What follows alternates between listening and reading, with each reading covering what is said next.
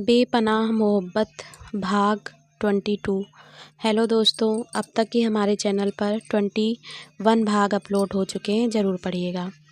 पिछले भाग में हमने पढ़ा कि आदि और अहाना घर पहुँचे। वहाँ बहुत शोर हो रहा था। अविनाश शराब पीकर ज़ोर ज़ोर से चिल्ला रहा था। ये क्या हो रहा है? आदित्य ने गाड़ी से उतरते हुए कहा। पता नहीं, अब आगे तुम्हारी बेटी से शादी नहीं करूँगा।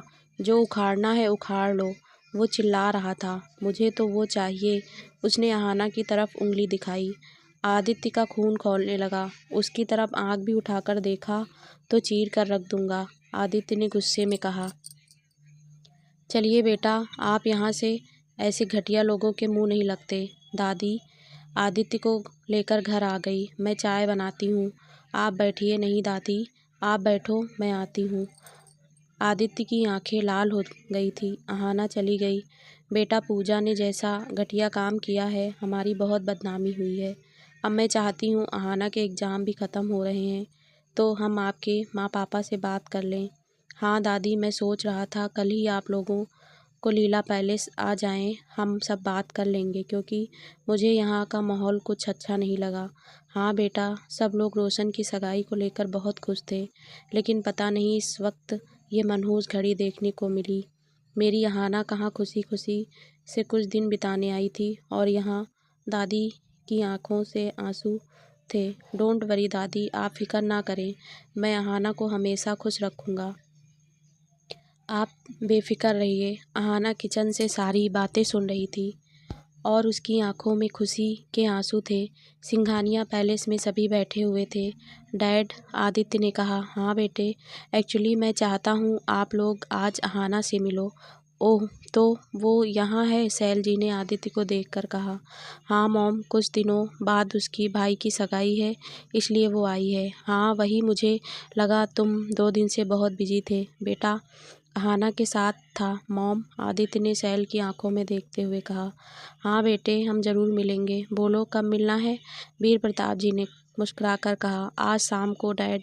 हाँ अच्छी बात है, आज शाम को तो हमें बाहर जाना है वीर, सैल जी ने कहा। अरे बहू, अपनी होने वाली बहू से पहले मिलो, फिर कहीं और घूमना। जी माँ जी। दादी, तो आप तैयार हो जाइएगा, आदित्य ने मुस्कुराकर कहा। सैल जी कहीं सोच में गुम थी। ओके डैड, आज की मीटिंग है, मैं अटेंड कर लूँगा। ठीक है बेटे, good luck. Thank you dad. Aditya निकल गया। आपसे कुछ बात करनी है। हाँ बोलो सैल, इतनी जल्दी क्या है मिलने की? इतनी जल्दी मतलब अब दोनों की शादी हो जानी चाहिए। आपको याद है ना, उसकी माँ ने। हाँ सैल, मुझे याद है, लेकिन वो औरत अहाना के साथ नहीं रहती। ज़रा सोचो, जिसने अपनी बेटी को अकेला छोड़ दिया वो कितनी घटिया होगी। अहाना और उसका कोई वास्ता नहीं है, वीर प्रताप जी ने कहा। लेकिन आप भूल कैसे गए? आखिर खून तो उसका ही है ना। तुम फिर उसी बात को लेकर बैठ गई। याद है ना, हमारा बेटा खो गया था। इन 6 महीनों में उसे कभी हंसता हुआ नहीं देखा हमने। अब प्लीज़ मिल लो अहाना और उसकी फैमिली से। ठीक है, हम मिल लेंगे, लेकिन अगर कुछ भी हुआ ना तो फिर आप मुझे रोक नहीं पाओगे। रोशन की सगाई की तैयारियां चल रही थी। श्वेता जी को रोहिणी के लिए लहंगा लेना था, लेकिन घर में चल रहे कलेश की वजह से सब लोगों को बहुत दुख था। शर्मिला तो जैसे मुंह में दही जमा कर बैठी थी। शर्मिला, 2 दिन और बचे हैं सगाई को, फिर पूजा की शादी भी है, इसीलिए चलो शोरूम चलते हैं, शॉपिंग वहीं कर लेंगे। आप लोग को वहाँ जहाँ जाना है जाइए, मुझे कहीं नहीं जाना। तभी बगल की मिसेज आहूजा पहुँच गई। शर्मिला ने जाकर दरवाज़ा खोला। आप? हाँ जी, थोड़ी शक्कर मिलेगी? हाँ ज़रूर। अरे शर्मिला, सुना है रोशन की सगाई है परसों, और वो लव मैरिज हो रही है। हाँ आपने सही सुना है, लव मैरिज ही हो रही है। अच्छा, लड़की कैसी है? ज़रा फ़ोटो वोटो दिखा दो। अरे नहीं मिसेज आहूजा, फ़ोटो तो नहीं मिल है, लेकिन दिखती ठीक ही है। शर्मिला ने नाक सिकोड़ी। श्वेता जी ने सारी बातें सुन ली। अरे मिसेज आहूजा, एक और खुशखबरी है। क्या? श्वेता जी, मिसेज आहूजा ने कान छनाते हुए कहा। हमारी पूजा है ना? हाँ जी, उसकी शादी है 6 दिन बाद। क्या पूजा की शादी? इतनी जल्दी शादी तय हो गई? कैसे? हाँ, और चौंकिए मत, वो भी बहुत बड़ा वाला लव मैरिज कर रही है, सीक्रेट लव मैरिज। श्वेता ने हंसते हुए कहा। सीक्रेट लव मैरिज मतलब? मिसेज आहूजा ने दिमाग पर जोर डाला। आप नहीं समझेंगी, पूजा और अविनाश की बात है। क्या कहा आपने? अविनाश? वो तो नंदनी का देवर है ना? हाँ, उसका ही देवर है। क्या कर सकते हैं, चक्कर भी चला तो घर वालों के साथ। क्या कर सकते हैं, आजकल के बच्चे हैं, बड़े बड़े कारनामे कर बैठते हैं। तभी हॉर्न बजी। मिसेज आहूजा ने बाहर देखा। श्वेता और शर्मिला भी बाहर देखने लगी। कार से आदित्य निकला। अच्छा ये बताइए, ये वीर प्रताप जी का बेटा है ना? यहाँ आपके घर क्या करने आए हैं? आदित्य सीधा आहाना के घर चला गया। ये तो उधर गया आहाना के घर, पता नहीं कैसे, लेकिन ये आहाना से प्यार करता है। शर्मिला ने मुंह बनाते हुए देखा। क्या आहाना से प्यार? हाँ, सुना तो है, उससे प्यार करता है, शर्मिला ने कहा। अरे मिसेज आहूजा, आदित्य जी ने सबके सामने कहा है वो आहाना से प्यार करता है और शादी भी करेंगे। और तो और आज हम लोग मिलने भी जा रहे हैं उनकी फैमिली से, श्वेता ने हंसते हुए कहा। सच में? वाह, कितनी किस्मत वाली है आहाना, इतना अच्छा लड़का। हमें तो भरोसा भी नहीं हो रहा, लेकिन खूबसूरत भी तो थी और घर के सारे काम भी आते हैं, ऊपर से खाना भी लाजवाब बनाती है। अच्छा, घर तो मिलना ही था, मिसेज आहूजा ने कहा। अच्छा ठीक है, ये लीजिए अपनी शक्कर, हमें बहुत काम है, शर्मिला ने आँख तरेर कर कहा। ठीक है, मैं भी जा रही हूँ। उसके बाद क्या था? पूरे मोहल्ले में शर्मा निवास की न्यूज़ फैल गई। घर में तीन तीन शादियां हैं, ऊपर से आहाना शहर के बड़े आदमी के घर की बहू बनेगी। आदित्य अंदर गया। दादी पूजा कर रही थी। आहाना आदित्य ने इधर उधर देखा। अरे बेटा आप? हाँ दादी, एक्चुअली आज आप सब लोगों को अपनी फैमिली से मिलवाना चाहता हूँ, इसीलिए आया हूँ। ठीक है बेटा, हमें बहुत खुशी होगी, आप और आहाना एक हो जाओ बस। जी दादी, आहाना कहाँ है? वो कमरे में होगी बेटा, ऊपर। ठीक है, मुझे रोशन के पास जाना है, कुछ काम है, चाय पी लीजिएगा। हाँ, आदित्य ने मुस्कुराकर कहा। आदित्य ऊपर गया। आहाना बाल सुखा रही थी, शायद उसने शैम्पू किया था। आदित्य ने देखा, वो धीरे से अंदर आया और दरवाज़ा बंद कर लिया। आहाना गुनगुनाते हुए बाल सुखा रही थी। आदित्य ने आहाना को पीछे से पकड़ लिया। आप? हाँ, मैं आपको बहुत याद कर रही थी और आप आ गए। आहाना आगे मुड़ गई। आदित्य के चेहरे पर मुस्कान गायब हो गई। वो खोए हुए उसे देखता रहा। क्या हुआ आदित्य? आदित्य ने उसे अपनी बाहों में समेट लिया और कान के पीछे किस करने लगा। मुझसे दूर मत जाना जान, आई लव यू। हाँ, मैं आपसे कभी दूर नहीं रहूँगी। क्या हुआ? आदित्य की सांसें बहुत तेज थी। उसने आहाना के होठों पर किस किया और वो मदहोश होने लगा। आहाना के भीगे हुए बाल आदित्य को और मदहोश कर रहे थे, वो बस उनमें खोता जा रहा था। आदित्य, आहाना ने धीरे से उसे खुद से अलग किया। आदित्य ने आहाना को देखा। आई एम सॉरी, एक्चुअली मुझे पता नहीं क्या हो गया था। हाँ, शाम को मिलते हैं। आदित्य चला गया। आहाना की नज़रें नीचे थी। आदित्य ने कार में बैठने से पहले एक बार आहाना को देखा। ये मुझे क्या हो गया था आज? आहाना के गाल शर्म से लाल हो गए थे। सैल, आज 8 बजे हमें अपनी होने वाली बहू से मिलना है। सोच रही थी ये नेकलेस कैसा रहेगा। क्या माँ जी, ये सब क्यों ले जा रही हैं उसे देने के लिए? ये सब तो खानदानी है, उस लड़की को क्यों दे रही हैं आप?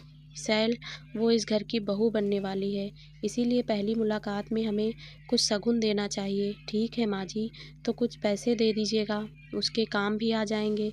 ये नेकलेस ये सब मत दीजिए। ठीक है बहू, नहीं देती हूँ। अब ठीक है। हाँ, आहाना बहुत नर्वस थी, पता नहीं सबको पसंद आऊँगी या नहीं। अरे बेटा क्या हुआ, इतनी उदास क्यों है? क्यों मुंह लटका हुआ है तेरा?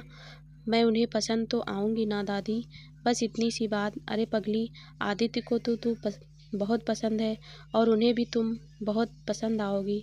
अच्छा सुन बेटा, ये पहन लेना, बहुत अच्छी लगेगी तू। जी दादी। सभी लोग जा रहे थे, बस शर्मिला, पूजा और नंदनी को छोड़कर। सभी बहुत खुश थे। आदित्य घर आ गया। मॉम, कहाँ हो आप? हाँ बेटा, शाम के 6 बज रहे थे। डैड कहाँ है? और दादी, हम सब घर में ही हैं बेटा, 8 बजने का इंतज़ार कर रहे हैं। मैडम चाय, कविता ने चाय टेबल पे रखते हुए कहा। चलो आदि, चाय पी लो, कुछ हल्का नाश्ता करके चलेंगे। जी माँ। सभी चाय पीने लगे। अहाना तैयार हो गई, बाकी लोग भी तैयार थे।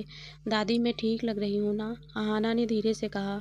हाँ बेटा, तू बहुत सुंदर लग रही है। अरे हाँ अहाना बेटा, तुम बहुत खूबसूरत लग रही हो, किसी की नज़र न लगे, श्वेता ने काला टीका लगाकर कहा। रोशन ने टैक्सी बुलाया, सभी निकल गए। सिंघानिया फैमिली भी निकल चुकी थी। सभी जाकर टेबल पे बैठ गए। अभी तक आए नहीं वो लोग? सैल जी ने इधर उधर देखते हुए कहा। मैं कॉल करता हूँ मॉम। आदित्य ने फ़ोन किया लेकिन लग नहीं रहा था। तभी एक टैक्सी आ रुकी। आदित्य के चेहरे पर मुस्कान तैर गई। सैल जी ने जब देखा उन्हें आश्चर्य से पूछा, टैक्सी से आए हैं ये लोग? सभी उतर गए। आदित्य दरवाजे के पास गया। वो प्राइवेट स्पेस में थे इसीलिए वहाँ कोई भीड़ नहीं थी। आइए दादी, सभी अंदर आए। अहाना और श्वेता पीछे आई। अहाना ने हल्के पिंक कलर की साड़ी पहन रखी थी और हल्का मेकअप, स्टोन वाली छोटी सी बिंदी। वो बेहद खूबसूरत लग रही थी। आदित्य मुस्कुराते हुए बस उसे ही देखता रहा। वीर प्रताप जी बहुत खुश थे। उन्होंने सबका अभिवादन किया। अहाना ने सबके पैर छुए। खुश रहो बेटा, जल्दी से मेरे घर बेटी बनकर आ जाओ, वीर प्रताप जी ने मुस्कुराकर कहा। अहाना को बहुत डर लग रहा था। उसने सैल जी के पैर छुए। खुश रहो, उन्होंने बिना देखे कहा। दादी ने जब अहाना को देखा वो उसे अपने साथ ले गई। आओ आओ बेटा, मेरे साथ बैठो। वो बहुत खुश थी। तुम बहुत अच्छी हो, अहाना से बात कर रही थी। आदित्य भी उनके साथ बैठ गया। अहाना और आदित्य इधर उधर देखने के बहाने एक दूसरे को देख लिया करते थे। टेबल पर नौकर तरह तरह के नाश्ते रखकर चला गया। बेटा, हम सोच रहे थे अहाना के एग्ज़ाम हो जाएं, उसके बाद सगाई कर लेते हैं, अगर आप लोगों को ठीक लगे तो, दादी ने कहा। हाँ माँ जी, ये सही रहेगा। मैं तो जल्दी से शादी करवाना चाहता हूँ। क्या कहती हो सैल? अब आप कह रही हो तो मैं क्या बोलूँ? सैल ने अहाना को देखते हुए कहा। वो अजीब नज़रों से अहाना को देख रही थी। अरे बहू, हम तो बोलेंगे ही, लेकिन तुम भी सास हो तो बोलो कुछ। अब मैं क्या बोलूँ, आप लोग ही फैसला कर लीजिए। मुझे एक इम्पोर्टेंट कॉल आ रहा है, मैं आती हूँ। आदित्य और वीर प्रताप जी को ये बहुत बुरी लगी लेकिन उन्होंने बात को संभाल लिया। सभी लोग बहुत खुश, एक एक दूसरे से मिलकर, बस सैल को छोड़कर। वो तो बस नाप तोल कर बातें करती रही। ठीक है तो भाई साहब, हम लोग पंडित जी से बात करके आपको बताते हैं, धनराज जी ने मुस्कुराकर कहा।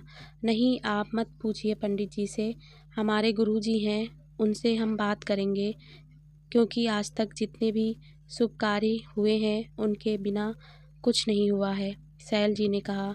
हाँ भाई साहब, वो नहीं होते तो आज हमारा आदित्य हमारे पास नहीं होता। बहुत मांगा है हमने अपने बेटे को, इसीलिए इसके आगे झुकते हैं हम, वीर प्रताप जी ने गंभीरता से कहा।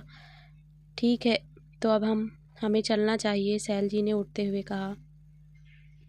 ये लो, तुम्हारे लिए लाए थे। सैल जी ने एक लिफाफा अहाना की तरफ बढ़ा दिया।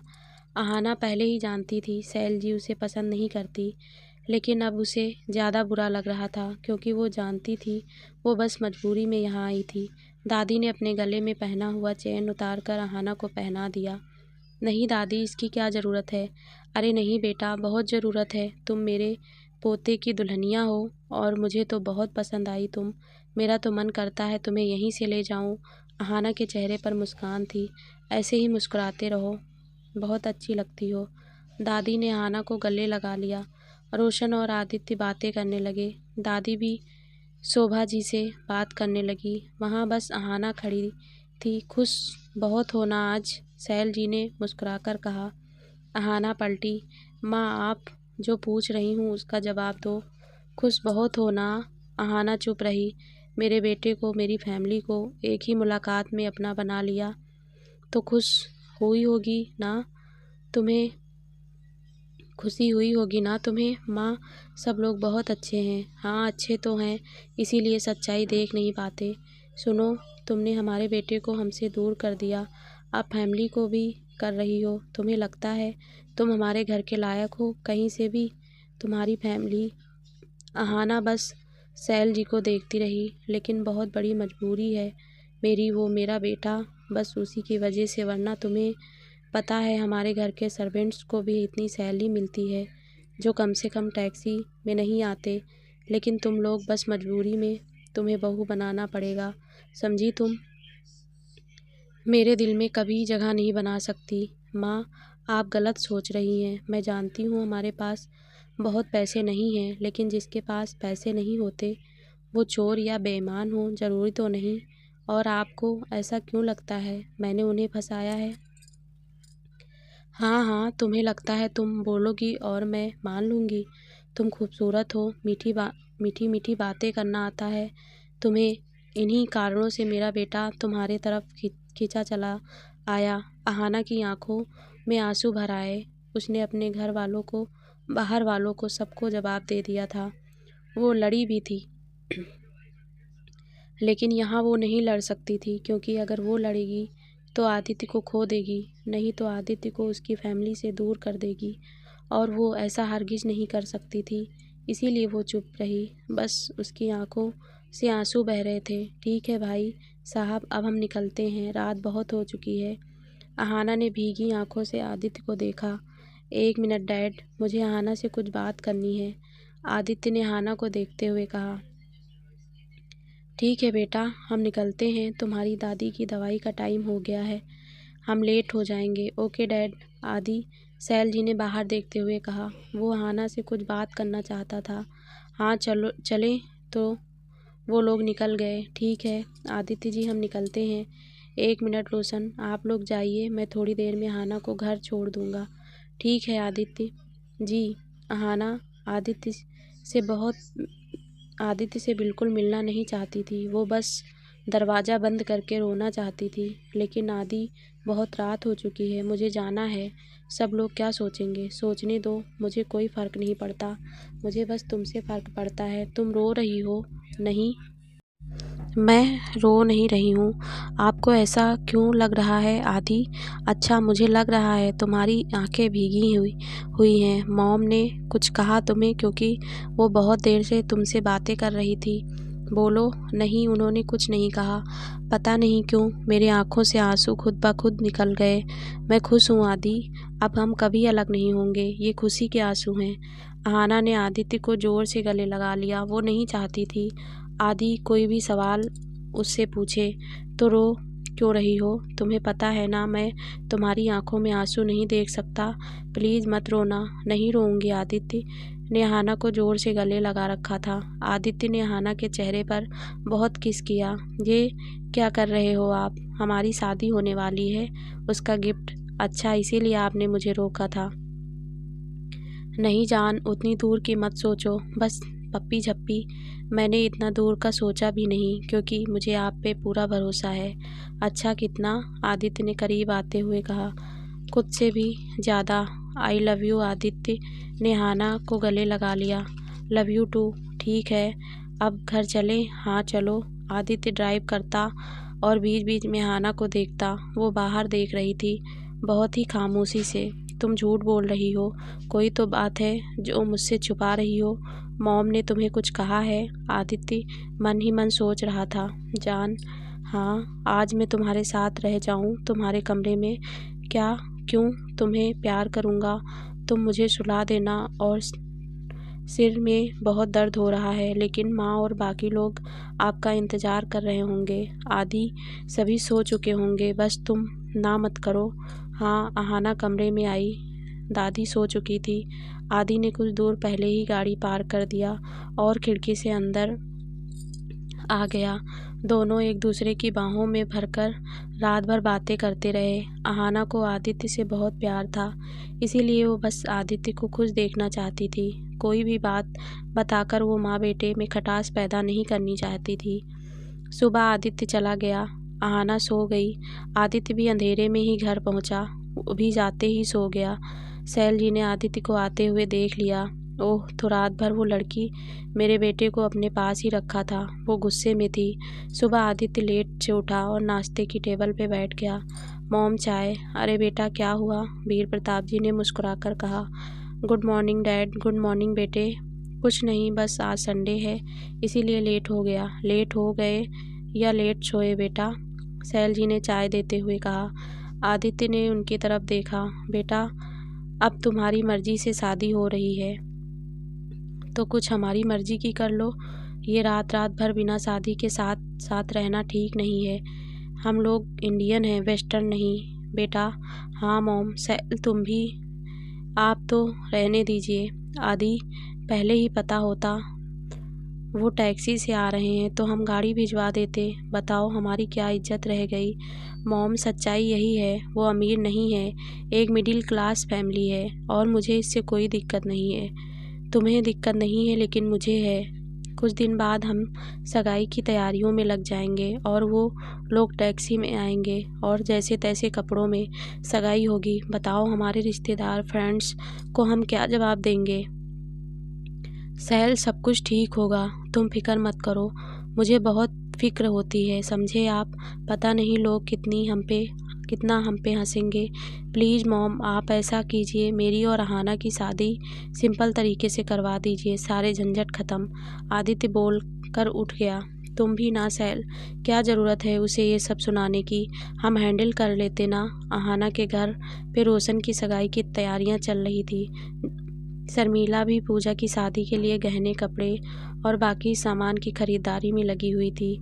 अरे वाह शर्मिला, लगता है अकल ठिकाने आ गई तुम्हारी, दादी ने हंसते हुए कहा। हाँ माँ जी, एक ही तो बेटी है मेरी, अब गलती हो गई तो क्या करें, अपना कर्तव्य निभाना पड़ेगा।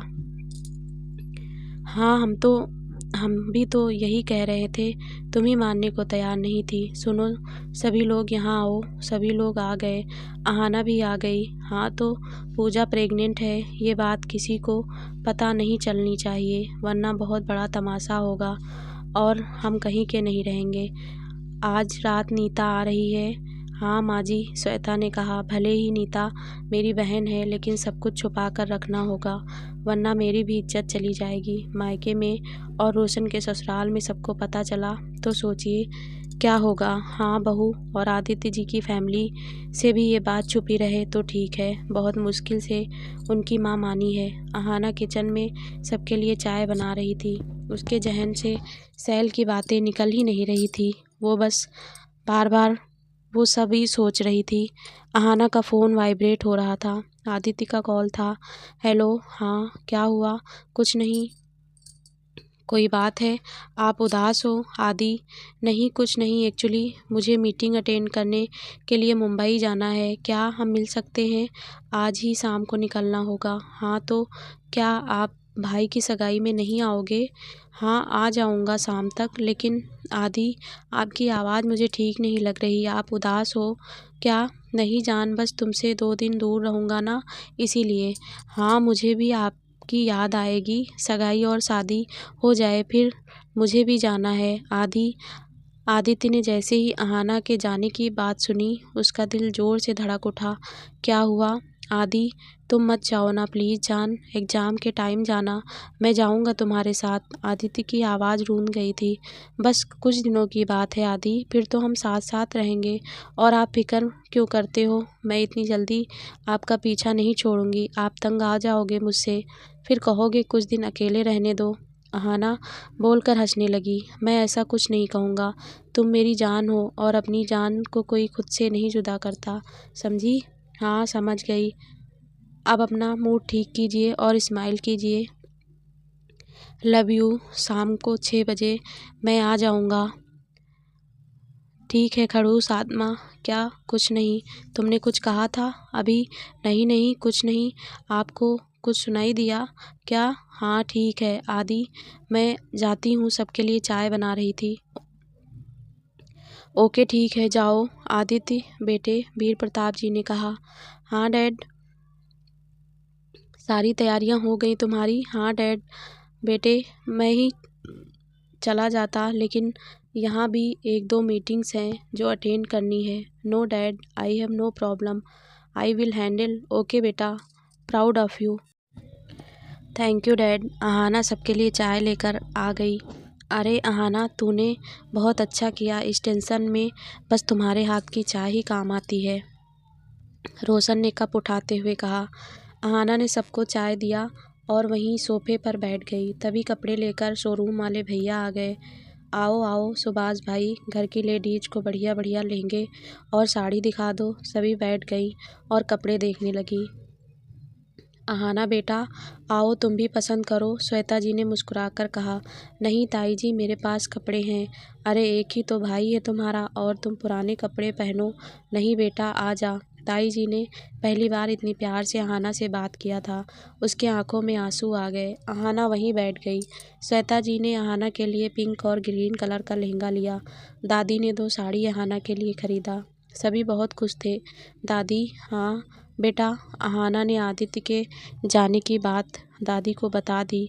तो क्या मैं उनसे मिलकर आऊँ थोड़ी देर में? अरे इसमें पूछना क्या है, जा। थैंक यू दादी।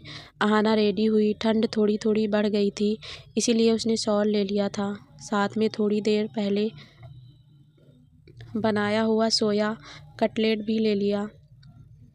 मुझे पता है उन्होंने टेंशन की वजह से कुछ नहीं खाया होगा। अहाना बाहर आई।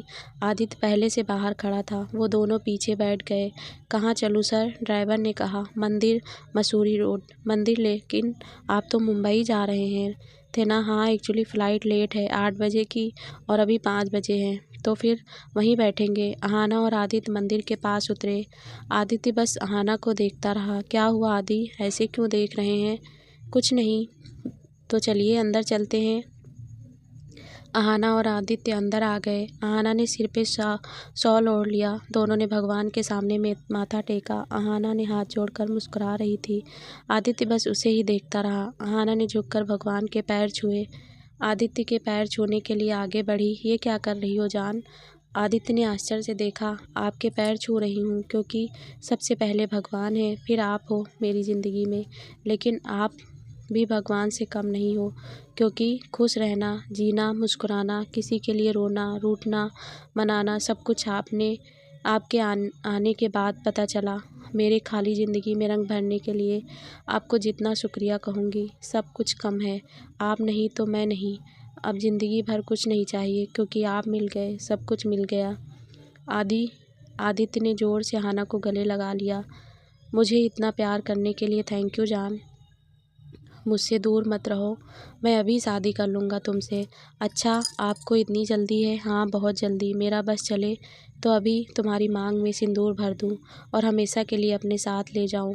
तभी पीछे से आवाज़ आई, अच्छा अच्छा, हमें तो भूल ही गए और शादी भी प्लान कर लिया, कंजूस लोग। अहाना और आदित्य ने सामने देखा। नव्या, कृतिका, करण और कुणाल चारों खड़े थे। अहाना तो दौड़कर दोनों के गले लग गई। मेरी प्यारी आहू, पता है तुझे हमने कितना मिस किया। मैंने भी तुम दोनों को बहुत मिस किया। कुणाल, करण भी आदित्य से बातें करने लगे। पता है कुणाल ने मुझे बताया आप दोनों साथ हो, मुझे बहुत खुशी हुई। लेकिन तेरा नंबर भी नहीं था, तू यहाँ भी नहीं थी। वो लोग थोड़ी देर रुके, बातें हुई, फिर चले गए। अहाना ने उन्हें नंबर भी दे दिया। आदित्य अहाना के पास आया। अब खुश हो ना? हाँ बहुत, मैंने ही बताया उन्हें हम यहाँ हैं। तुम बहुत मिस कर रही थी ना उन्हें? हाँ अच्छा चलिए वहाँ बैठते हैं। अहाना ने आदित्य का हाथ पकड़ा और दोनों सामने बेंच पे बैठ गए। अहाना ने टिफ़िन निकाला। पहले ये खा लीजिए, मुझे पता है आपने कुछ नहीं खाया है। हाँ तुम ही खिला दो ना। आदित्य बस अहाना को ही देखता रहा।